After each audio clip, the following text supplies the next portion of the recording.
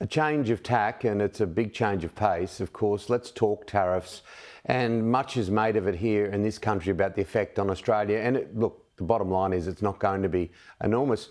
Where the real effect is, Christian, is with the people in the United States. Many of those people were the ones that voted for Donald Trump. Without a doubt, and I do think if you ask economic experts, we haven't necessarily seen the inflationary shocks that the president tariffs would bring yet.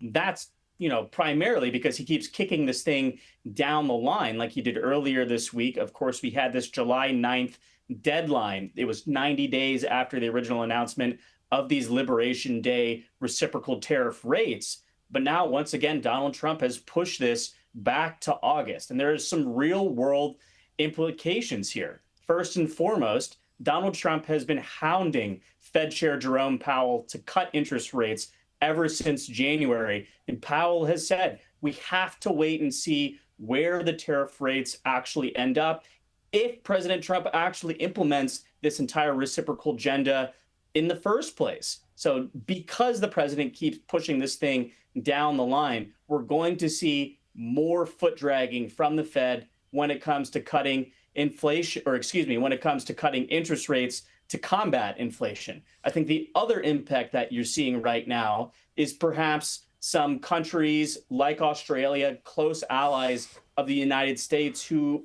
let's just say, tried to enter into these negotiations in good faith. I think they're sort of losing confidence. This is coming specifically from conversations with folks at the embassies of Japan and South Korea, two of these first countries to receive tariff letters from the president, initiating this new rate on August 1st and saying negotiations are over. There is sort of a sense of, let's just say, less than seriousness when it comes to the lead negotiators, whether it's Scott Bessent or Jameson Greer or Howard Lutnick, because of the way the president is sort of flip-flopping on this issue. And you're right, American consumers are eventually going to be the ones paying these added costs because no company in their right mind is going to eat those costs. They'll pass them on to the consumers. Yeah, absolutely. Just quickly, because time's always our enemy, Elon Musk, he's not the kind of guy that will just put something to bed and move away, is he?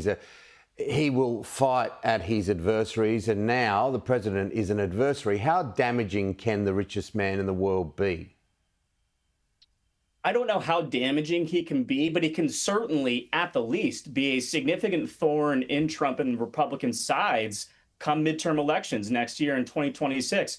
We've seen Musk take polls on X, should I launch a new party, the America Party? He's talked about backing the campaigns of folks like Thomas Massie and other quote-unquote fiscal hawk Republicans whom Donald Trump has vowed to primary based on that reconciliation bill fight just a few weeks ago. So I do think, at the least, Elon Musk is going to play in some of these races, make the RNC, Donald Trump, empty their campaign coffers a little bit to defend some of these races that just until a few weeks ago we thought would have been safely Republican. Yeah. Christian, it's always great to have you on the program. You're right in the middle of it there at the White House, and we love having a chat. Thank you so much.